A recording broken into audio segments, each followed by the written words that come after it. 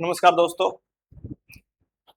आज हम बाल विकास में से कुछ महत्वपूर्ण प्रश्नों के ऊपर चर्चा करने जा रहे हैं जो कि सीटेट के एग्जाम में पीछे पूछे गए हैं और ये काफी इंपॉर्टेंट क्वेश्चंस है। ये इनकी प्रैक्टिस करके आप अपनी तैयारी को और ज्यादा मजबूत कर सकते हैं और आपको ये पता भी चलेगा कि बाल विकास जो आपने पढ़ा है वो अपने कहाँ तक अपनी तैयारी हो चुकी है। जो पहला प्रश्न है उससे शुरू करते हैं कि अभिवृद्धि और विकास में मुख्य अंतर क्या है, ग्रोथ और डेवलपमेंट में डिफरेंस क्या है। पहला है अभिवृद्धि केवल शारीरिक है, विकास व्यापक है। दूसरा विकास केवल मानसिक है, डेवलपमेंट इज मेंटल ओनली। दोनों है या इनमें से कोई नहीं। तो इसका सही आंसर क्या होगा? अभिवृद्धि केवल शारीरिक है, सिर्फ एक पक्ष है इसमें शारीरिक है, और विकास क्या है? और विकास क्या है? व्यापक है, ब्रॉड कॉन्सेप्ट है। नेक्स्ट, विकास के सामान्य से विशिष्ट सिद्धांत का क्या अर्थ है? सामान्य से विशिष्ट सिद्धांत का क्या अर्थ है? ऑप्शन ए, बच्चा पहले हाथ हिलाता है फिर उंगलियां, पहले हाथ हिलाना और फिर उंगलियां। बच्चा पहले विशिष्ट कार्य करता है, विकास निरंतर नहीं है, वातावरण का प्रभाव नहीं पड़ता। तो इसका सही आंसर क्या होगा? ऑप्शन ए, बच्चा पहले पूरे हाथ को हिलाएगा ऐसे करके और फिर लास्ट में क्या करेगा? उंगलियों से पकड़ना या कुछ करना शुरू करेगा। तीसरा है वंशानुक्रम का कार्य क्या है? वंशानुक्रम हेरिडिटी का जो मेन फंक्शन है वो क्या है? बालक को वातावरण प्रदान करना, शारीरिक और मानसिक गुणों का हस्तांतरण, ऑप्शन सी केवल शिक्षा का स्तर तय करना, या ऑप्शन डी सामाजिक व्यवहार सिखाना। तो हेरिडिटी का मुख्य काम क्या आता है? इसका आंसर आएगा ऑप्शन बी। क्या आएगा? ऑप्शन है बी। क्या इसका सही आंसर है? शारीरिक और मानसिक गुणों का क्या होता है? इसमें हस्तांतरण होता है। शारीरिक और मानसिक गुणों का जो फिजिकल और मेंटल जो ट्रेट्स होते हैं, गुण होते हैं, उनका क्या होता है? ट्रांसफर होता है हेरिडिटी में। नेक्स्ट है विकास एक निरंतर चलने वाली प्रक्रिया है। यह सिद्धांत किस पर आधारित है? विकास एक निरंतर चलने वाली प्रक्रिया है। पहला निरंतरता का सिद्धांत, प्रिंसिपल ऑफ कंटिन्यूटी। दूसरा एकीकरण का सिद्धांत। तीसरा व्यक्तिगत भिन्नता का सिद्धांत और चौथा परस्पर संबंध का सिद्धांत। तो इसका सही आंसर क्या है? इसका सही आंसर निरंतरता का सिद्धांत। नाम से पता चल रहा है निरंतर चलने वाली प्रक्रिया, तो निरंतरता का सिद्धांत। आगे, वातावरण का व्यक्ति के विकास पर सबसे अधिक प्रभाव किस रूप में पड़ता है? एनवायरमेंट का सबसे अधिक प्रभाव किस रूप में पड़ता है?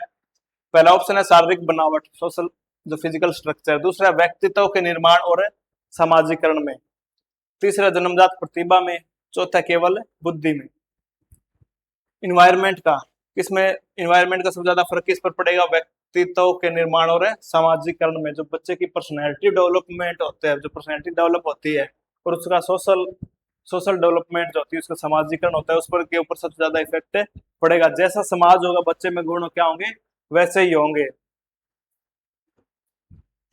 आगे, शेष अवस्था में विकास की गति कैसी होती है?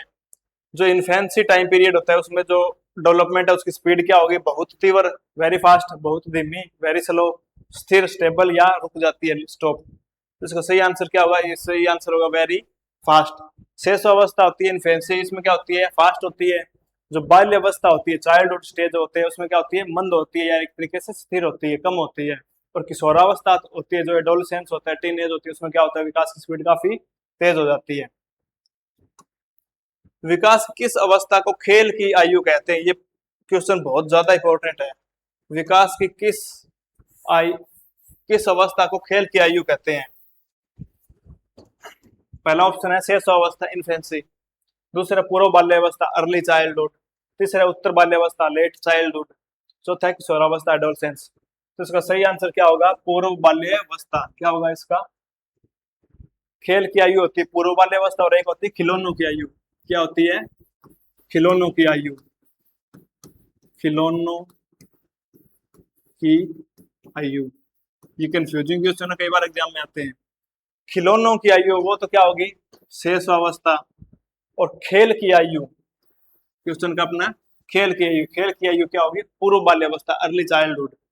इसका टाइम पीरियड कितना होता है? 3 से लेकर 6 साल तक। और इन्फेंसी इसका टाइम पीरियड कितना होता है? 0 से लेकर 2 साल तक। आगे है वंशानुक्रम व वातावरण के संबंध में क्या कहा जाता है। हेरिडिटी और एनवायरनमेंट का रिलेशन है क्या है। योगफल मतलब जोड़ है, सम है। दूसरा गुणनफल, अंतर गुणनफल होता है प्रोडक्ट। तीसरा अंतर डिफरेंस, और चौथा है इनमें से कोई नहीं। तो हेरिडिटी और एनवायरनमेंट का क्या संबंध होता है, गुणनफल। किसने कहा था, वुडवर्थ ने कहा था। वुडवर्थ ने क्या कहा था, वुडवर्थ ने क्या कहा था, जो डेवलपमेंट है, विकास है, वो क्या होता है, हेरिडिटी और इन्वायरमेंट, आनुवंशिकता और वातावरण का क्या है, गुणनफल है, प्रोडक्ट है एक तरीके से।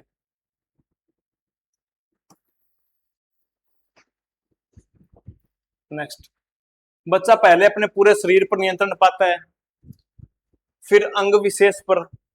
यह कौन सा सिद्धांत है, एकीकरण का सिद्धांत, निरंतरता का सिद्धांत, परिपक्वता का सिद्धांत और दिशा का सिद्धांत। तो इसका सही आंसर क्या होगा, इसका सही आंसर होगा एकीकरण का सिद्धांत। क्या होगा, एकीकरण का सिद्धांत। पहले क्या सारी चीजें अलग अलग काम कर रही थी, अब क्या है एक साथ काम करना शुरू कर दिया। बच्चा क्या पहले अंग विशेष पर, सॉरी, बच्चा पहले अपने पूरे शरीर पर, पूरी बॉडी पर क्या करेगा, कंट्रोल करेगा, और फिर क्या करेगा एक अंग विशेष पर।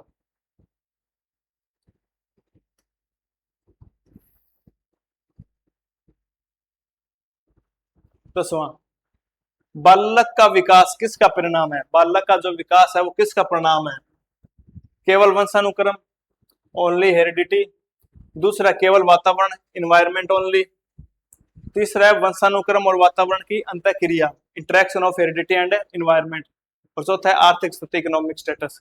तो इसका सही आंसर क्या होगा, बालक का विकास किसका परिणाम है, बालक का विकास परिणाम है वंशानुक्रम और वातावरण की अंतःक्रिया का। पीछे बताया था कि डेवलपमेंट क्या होता है, हेरिडिटी इनटू इन्वायरमेंट, और ये बात किसने बोली है, वुडवर्थ ने।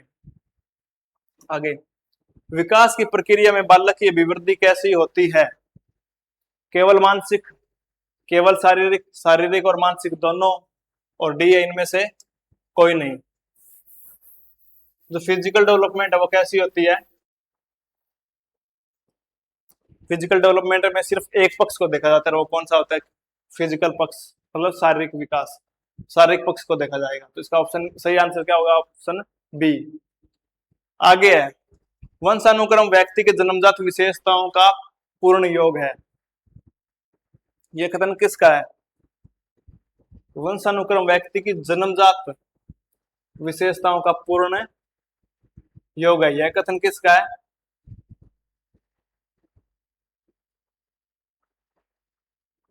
इसका सही आंसर है स्किनर। इसका सही आंसर क्या है, स्किनर। आगे, विकास का एकीकरण का सिद्धांत, विकास का एकीकरण का सिद्धांत क्या बताता है, विकास का एकीकरण का सिद्धांत क्या बताता है, अंगों का एक साथ कार्य करना, केवल शारीरिक विकास, विकास की धीमी गति, या कोई नहीं। इसका सही आंसर क्या होगा, अंगों का एक साथ कार्य करना, एकीकरण हो जाना। एकीकरण होता है ना, टुगेदर। एकीकरण का मतलब क्या होता है, इकट्ठे हो गए, एक साथ होके काम करना, तो अंगों का एक साथ कार्य करना। नेक्स्ट, निम्नलिखित में से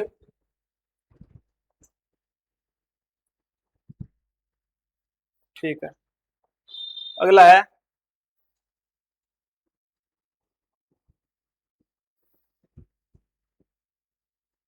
निम्नलिखित में से कौन सा विकास का सिद्धांत नहीं है, निरंतरता का सिद्धांत, व्यक्तिगत भिन्नता का सिद्धांत, ऑप्शन सी है परस्पर संबंध का सिद्धांत, चौथा है विशिष्ट से सामान्य का सिद्धांत। तो इसका सही आंसर क्या होगा, इसका सही आंसर होगा सामान्य से विशिष्ट का सिद्धांत, क्योंकि वास्तव में जो सिद्धांत है वो कौन सा है, वास्तविक सिद्धांत है वो है यह विशिष्ट सामान्य है, और जो वास्तव में सिद्धांत होता है विकास क्या होता है, सामान्य से विशिष्ट। विकास कैसे चलता है, पहले सामान्य क्रिया फिर विशिष्ट क्रिया, पहले पूरे हाथ से काम और लास्ट में जाके उंगलियों से काम करना।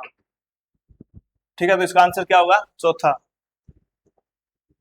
एक बालक की बुद्धि पर किसका प्रभाव पड़ता है, बालक की बुद्धि के ऊपर सबसे ज्यादा किसका प्रभाव पड़ता है, केवल वातावरण का, केवल वंशानुक्रम, वंशानुक्रम और वातावरण दोनों का, इनमें से कोई नहीं। तो इसका सही आंसर क्या होगा? इसका सही आंसर होगा वंशानुक्रम और वातावरण का, दोनों का। शेष अवस्था में शिक्षा का स्वरूप कैसा होना चाहिए? जो इन्फेंसी टाइम पीरियड है उसमें एजुकेशन है किस तरह की होनी चाहिए? खेल खेल में शिक्षा, रटकर पढ़ना, बहुत कठोर अनुशासन, या इनमें से कोई नहीं? तो जो सब छोटे बच्चे होते हैं इनके लिए शिक्षा कैसी होनी चाहिए? खेल खेल में शिक्षा। कैसी होनी चाहिए? खेल खेल में शिक्षा। आगे है, विकास की किस अवस्था में बच्चे खेल समूह है गैंग एज का सदस्य बन जाते हैं?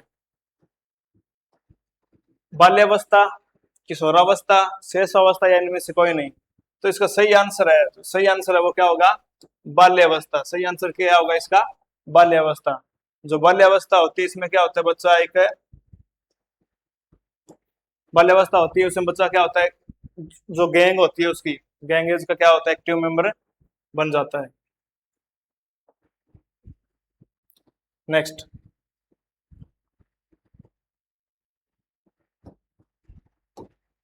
वंशानुक्रम का वाहक किसे माना गया है? Who is considered the carrier of heredity? पहला कोशिका, सेल को।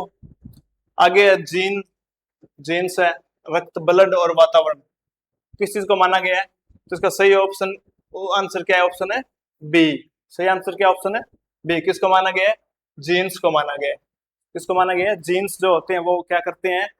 जो हेरिडिटी है उसको क्या करते हैं? एक जनरेशन से दूसरी जनरेशन में क्या करते हैं? ट्रांसफर करते हैं। आगे, मानव विकास का अध्ययन मुख्य रूप से किस पर आधारित है?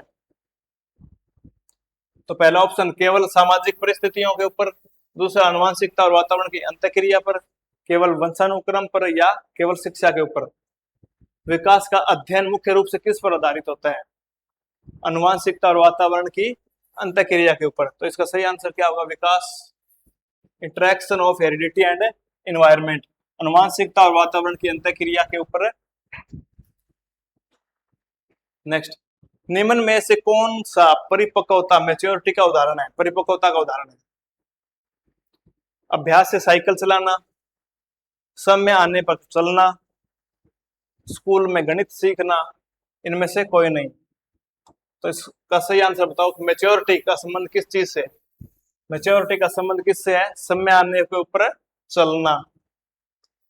जैसे उसका टाइम आता है चलने का और उस टाइम पर बच्चा चलने शुरू कर देता है, ये क्या है? एक तरीके की मैच्योरिटी है। उसमें क्या हो रहा है? पहले से क्या हो रहा है? परिपक्वता आ रही है।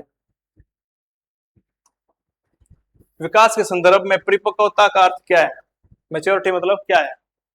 अनुभवों द्वारा सीखना, जैविक प्रक्रिया जो उम्र के साथ विकसित होती है, विद्यालय से प्राप्त ज्ञान, या शारीरिक वजन का बढ़ना। परिपक्वता क्या है? जैविक प्रक्रिया जो उम्र के साथ क्या होती है? विकसित होती है। जैविक प्रक्रिया जो उम्र के साथ क्या होती है? विकसित होती है। बच्चे का विकास सामाजिक अंतःक्रिया का परिणाम है, यह विचार किसका है?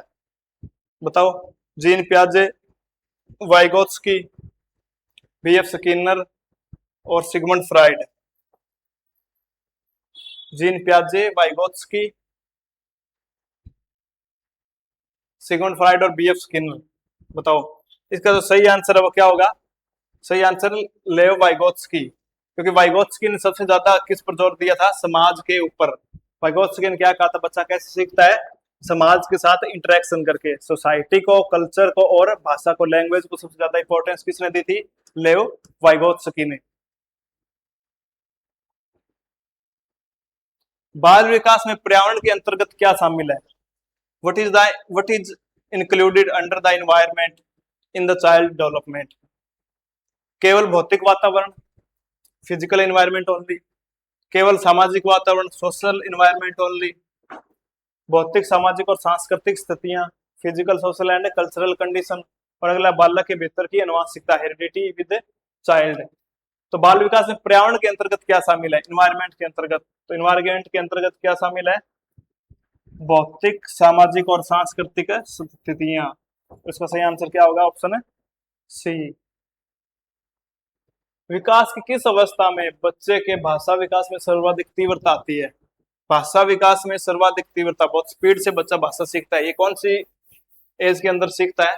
पहला शिशु अवस्था, इन्फेंसी, दूसरा बाल्यावस्था, किशोरावस्था और उत्तर बाल्यावस्था। तो इसका सही आंसर क्या होगा? कौन सी एज में सीखता है?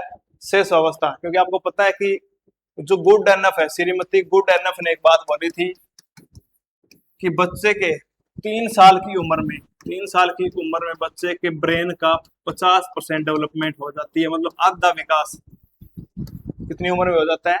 3 साल की उम्र में। तो अभी जब ब्रेन डेवलपमेंट इतनी ज्यादा तेजी से हो रही, तो बच्चा सबसे ज्यादा क्या इसी उम्र में सीखेगा। तो इसका सही आंसर क्या होगा? शेष अवस्था। आगे, अनुवांशिकता वातावरण के बीच के संबंध को कौन सा विकल्प बेहतर दर्शाता है? बताओ। डेवलपमेंट क्या है? हेरिडिटी और इन्वायरमेंट का एडिशन है, सम है। डेवलपमेंट क्या है? हेरिडिटी इनटू इन्वायरमेंट, प्रोडक्ट है। और हेरिडिटी बाय इन्वायरमेंट डी, और heredity minus environment, heredity minus environment बराबर क्या है? डेवलपमेंट। इसका सही आंसर क्या होगा? सही आंसर होगा डेवलपमेंट क्या है? हेरिडिटी और इन्वायरमेंट का प्रोडक्ट है। वातावरण, अनुवांशिकता और वातावरण का क्या है? गुणनफल है। और ये बात किसने बोली है? ये बात बोली थी वुडवर्थ ने। तो ये जो बाल विकास है उससे जो महत्वपूर्ण क्वेश्चन है उनकी हमने प्रैक्टिस कर ली। उम्मीद करता हूँ आपको ये वीडियो पसंद आई होगी और आपकी तैयारी पहले से बेहतर हुई होगी। बहुत बहुत धन्यवाद।